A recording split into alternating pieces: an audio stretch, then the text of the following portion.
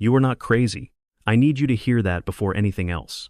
Because if there is a narcissist in your life, they have spent a lot of time, quiet and patient, making sure you believe the opposite, that you are too much, that you are the dramatic one, that everything bad that happened was somehow, some way, your fault. And the terrifying thing, a lot of you believed it, for months, for years. Some of you are still believing it right now. But here is what actually happened. You were not broken. You were targeted. There is a difference, and that difference changes everything. Narcissists do not just stumble into your life and accidentally make a mess. They are strategic. They study you. They find the door that opens easiest, and they walk through it slowly, like they own the house. By the time you realize what happened, they are already sitting at your table, eating your food, and telling you that you are lucky to have them. Today we are flipping the table. Not with screaming, not with revenge, with 5 things that hit a narcissist in a place they never expected. 5 things that do not look dangerous from the outside, but will completely dismantle the hold they have on you. And I am saving the most important one for last. Not because it is the most dramatic, but because it is the quietest. And quiet things, as you are about to find out, are exactly what a narcissist cannot handle. Number 1.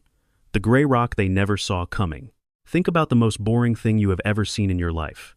A gray rock sitting on the side of the road. Nobody picks it up. Nobody photographs it. Nobody talks about it. It just sits there, existing, completely unbothered, completely ignored. That is your first weapon. Now here is something that most people get completely wrong when they are dealing with a narcissist. They think the goal is to win, to say the right thing at the right time, to finally get the narcissist to understand, or admit, or apologize. So they try harder. They explain more. They bring receipts. They make their case with more passion and more detail than ever before. And every single time, it makes things worse. Not because they said the wrong thing, but because they said anything at all. A narcissist does not want your explanation. They want your energy.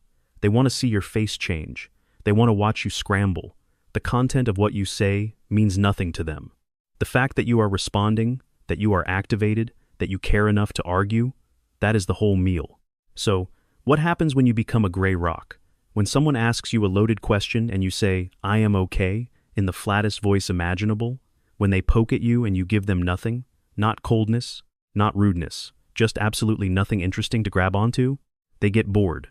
And a bored narcissist leaves. That is not a maybe. That is science. The gray rock is not about punishing them. It is not about making them feel bad. It is about starving them out. Because what they are hungry for is a reaction, and you just close the kitchen. Number 2. The question they cannot answer. Here is a scene that might sound familiar. You are in the middle of a conversation. Something feels off. They said something that does not add up, or they changed the story from last time, or they are blaming you for something and the logic is so twisted you can barely follow it. And instead of pointing it out, instead of saying, "Wait, that makes no sense," you go quiet. Because the last time you questioned them, it turned into a 2-hour war that somehow ended with you apologizing. So you swallow it, again. Now let me show you something different. Not a fight, not a confrontation, just one sentence. That is interesting. Can you help me understand that better? That is it. That is the weapon. When you ask a narcissist to explain themselves clearly, slowly, and out loud, something happens that they are completely unprepared for. Their own story starts falling apart in real time, because their stories are built for speed. They are designed to be thrown at you fast, so you react before you think. Slow it down, and the whole thing unravels. You are not accusing them. You are not attacking them. You are simply asking them to be clear. And they cannot be, because their version of events was never meant to survive close inspection. Keep your voice curious. Keep your face neutral. Ask it like you genuinely want to understand. Because here is the beautiful part. If they actually have a reasonable explanation, you will learn something real. And if they do not, you will know that too. Either way, you win something. This one question hands all the pressure back to them without you raising your voice once. Number 3. The record they cannot erase. There is a specific kind of pain that comes from being told your own memory is wrong. Not just disagreed with, not just questioned, but flatly, calmly told that the thing you clearly remember did not happen, that you heard it wrong, that you are remembering it wrong, that you have a habit of twisting things, of making mountains out of nothing, of seeing problems that do not exist. And the worst part is that after long enough, you start to wonder if they might be right. This is not a communication problem. This is not two people with different perspectives. This is a deliberate strategy with a name, gaslighting, And it works because it targets the one thing you trust most: your own mind. So here is what you do. Not confrontationally, not even with them in mind at first. You simply start keeping a record for yourself. A note in your phone. A journal beside your bed. A voice memo recorded quietly after a conversation ends. You write down what was said, when it was said, how it made you feel. You do it the same way you would track something important at work, factually, consistently, without drama. What this does over time is remarkable. Your own clarity comes back. Because every time you write it down, you are telling yourself that your experience was real, that it happened, that it was worth remembering. And when they later try to rewrite it, you have the receipt. You never have to show them. You might never need to. This record is not a weapon pointed at them. It is a shield protecting you from the slow erosion of your own truth. And once your truth is protected, the gaslighting stops having anywhere to land. Before we go any further, if this is landing somewhere real for you right now, take a second and subscribe. Drop a comment that says, "I see clearly now," because we will personally reply. And what is coming in the next two tactics is the part that most people in your situation were never told. Number 4. The invisible exit they never noticed you building. There is a reason narcissists do not want you to have close friends. There is a reason they make small comments about the people you love. Nothing too obvious, just a quiet word here and there. That friend is using you. Your sister does not really have your back. Those people do not understand you the way I do. Each comment sounds almost reasonable on its own, but together, over time, they add up to something very specific. Isolation. Because a person with a full life, full of people who love them and activities that light them up, is a person who can leave. And a narcissist's greatest fear is not losing you. It is losing control of you. Those are completely different things.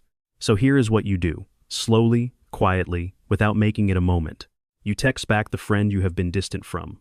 You say yes to the family dinner you kept skipping. You sign up for the class. You pick up the hobby.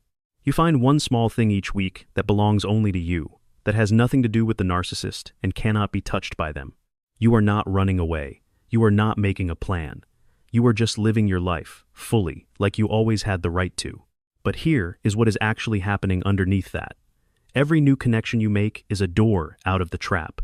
Every person who knows your real story is a witness. Every part of your life that has nothing to do with the narcissist is a piece of yourself they can never hold hostage.